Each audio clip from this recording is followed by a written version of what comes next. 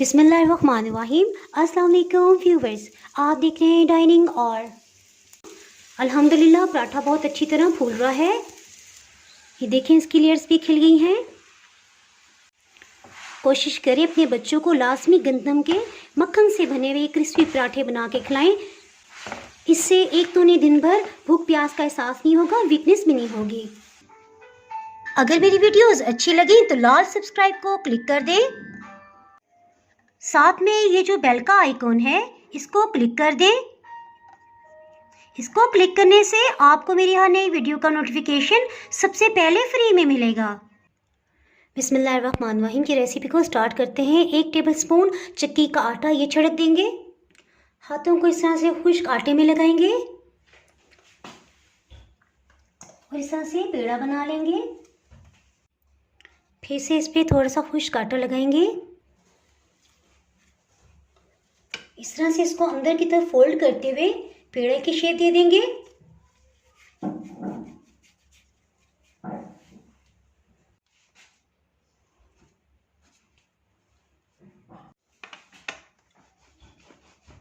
इसकी रोटी बेल लेंगे।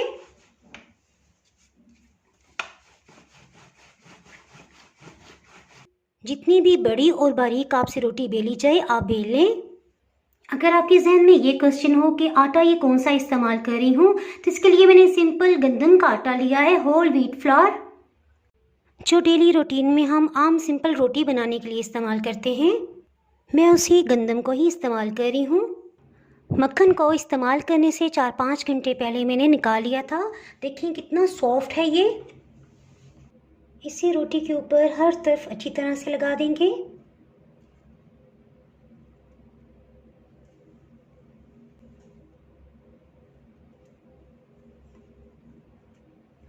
सिंपल कदम का आटा थोड़ा सा इसके ऊपर छिड़क देंगे।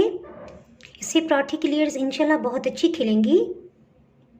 जिस तरह से एक लेयर को उठाएंगे, इसके हाफ तक ले आएंगे, यहाँ तक लाके इसे छोड़ देंगे। इसी तरह इस लेयर को भी उठाएंगे और यहाँ तक ले आएंगे। इसके ऊपर फिर से मक्खन लगाएंगे। जिस तरह सर्दियों में हम पराठों पे देसी घी लगाते हैं, तो इसी तरह गर्मियों में मक्खन इस्तेमाल करते हैं क्योंकि इसकी ठंडी तासीर होती है। इसके ऊपर फिर थोड़ा सा खुश्क आटा छिड़क देंगे। इस लेयर को उठाएंगे, सेंटर तक ले आएंगे और इसको ऊपर तक लाके कवर कर देंगे। हल्के हाथ से इसे प्रेस कर देंगे।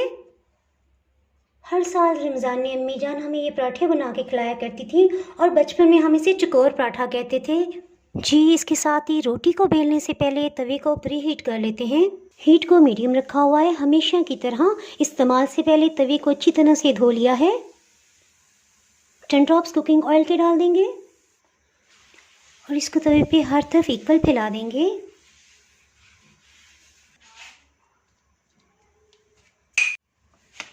इसको बेल लेंगे। देखिए थोड़ा सा इस तरह लंबा करेंगे। इसके बाद इस तरह से इसे टर्न करेंगे। इस तरफ से भी इस तरह से बेल लेंगे। इस तरह बिल्कुल चकोर पराठा बनेगा। फिर से इस तरह से कर लेंगे। इस तरह बेलन यकसा चलेगा तो बिल्कुल गोल चकोर पराठा बनेगा। सॉरी, गोल मुंह से निकल गया था। इसको इस तरह से उठाएंगे। इस तरह से ये बड़ा भी हो जाएगा और एक्स्ट्रा जो भी आटा है वो नीचे आ जाएगा। इसे तवे पे डाल देंगे। अल्हम्दुलिल्लाह बिल्कुल अम्मी जी जैसा चकोर पराठा बना है। पराठा डालते ही हीट को मीडियम लो कर दिया है जी। देखें आहिस्ता आहिस्ता इसका ऊपर का कलर बदलता जा रहा है। इसके ऊपर 2-3 टेबलस्पून कुकिंग ऑयल लगा लेंगे। इसे टर्न कर लेंगे।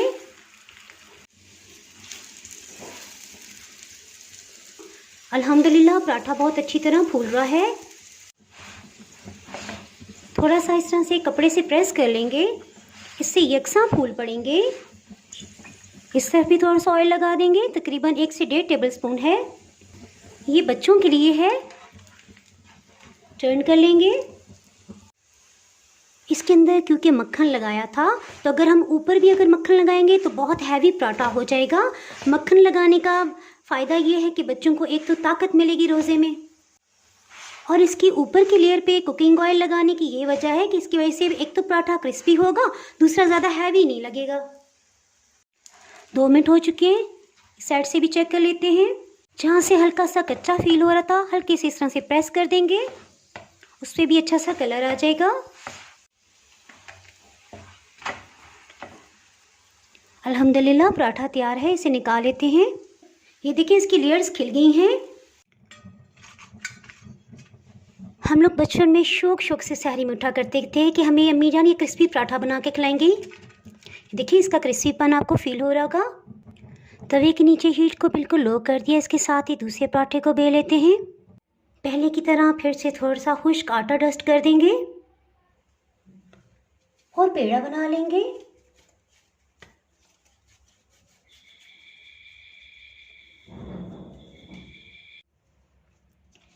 पहले की तरह बड़ी सी रोटी बेल लेंगे इसकी।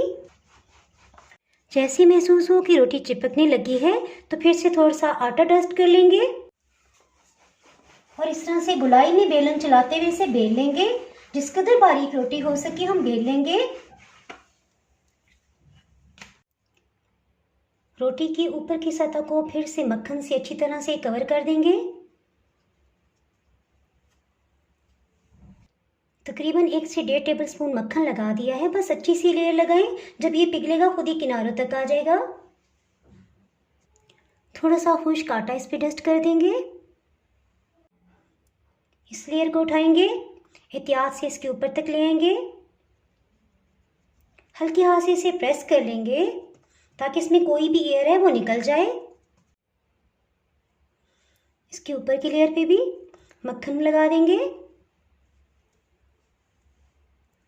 पराठा बनाते हुए अम्मी जान की बहुत याद आ रही है, अल्लाह ताला उनकी मग़फ़िरत करे।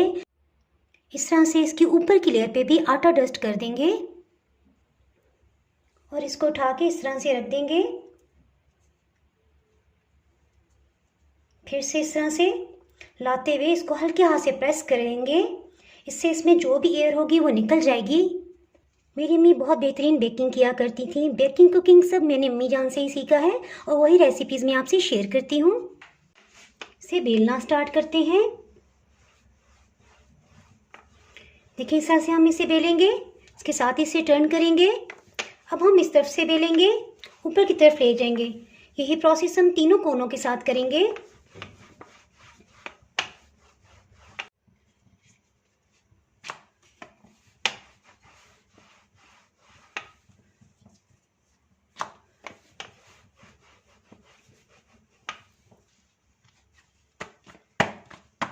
इस तरह से रोटी को करेंगे ताकि फालतू आटा इसके ऊपर से उतर जाए। एहतियात से तवे पे डाल देंगे। ओहो पराठा काफ़ी बड़ा बन गया है। थोड़ा सा इसे सेट करते हैं ताकि इसके अंदर आसानी से आ जाए। जहाँ से महसूस हो थोड़ी सी मोटाई है, आप हाथ से इस तरह से प्रेस कर सकते हैं। तकरीबन ये 2-3 टेबलस्पून है। एहतियात से इसे टर्न कर लेंगे। आटा डालने से पहले हीट को मीडियम किया था और अब इसे टर्न करने के बाद मीडियम लो हीट कर दी है।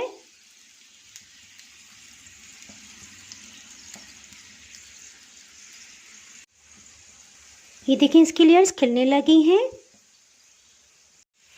कपड़े से इस तरह से किनारों से इसे प्रेस कर लेंगे ताकि पराठे का कोई भी हिस्सा कच्चा ना रहे।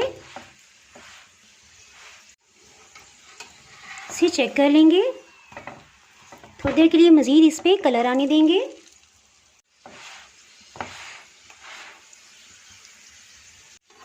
इसे टर्न कर लेंगे। अफ्तारी में अमूमन ज़्यादा मैदे से बनी हुई चीज़ें इस्तेमाल की जाती हैं, इसलिए कोशिश करें कि अपने बच्चों को सहरी में लाजमी गंदम के बने हुए ये हेल्दी पराठे बना के खिलाएं। इससे एक तो उन्हें दिन भर भूख प्यास का एहसास नहीं होगा, वीकनेस भी नहीं होगी। ये देखें इसकी लेयर्स भी खिल गई हैं। ये भी तैयार हो गया, इसे भी निकाल लेते हैं।